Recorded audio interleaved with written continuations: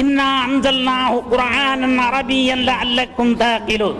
ஏ மனித குலமே, நீங்கள் புரிந்து கொள்வதற்காக வேத விற்பன்னர்களால் உங்களுக்கு விளக்கி வைக்கின்ற அர்த்தத்தை அந்த இந்த இடங்களுக்கு பொருத்தமாக நீங்கள் விளங்கிக் கொள்வதற்காக வேண்டி என்று சொல்லி காட்டுகிறார் அல்லாஹ் தஆலா. இந்த குர்ஆனை அரபி பாஷையில் இறக்கினோம்.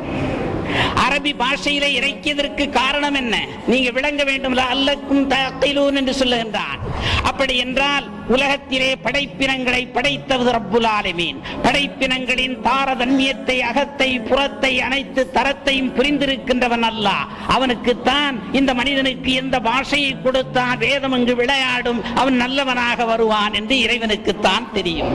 ஆகவேதான் அல்லாஹு தஆலா நான் அரபி பாஷையில் இறைக்கின்றேன். மனித குலத்தினுடைய அவனுக்கு வருகின்ற வேதம் அங்கே வாதத்தை தொடுக்காமல், விவாதம் பண்ணாமல் விளங்குவதற்கு சரியாக வேத வரிகளுக்கு இடம் தரும் என்பதற்கு அரபி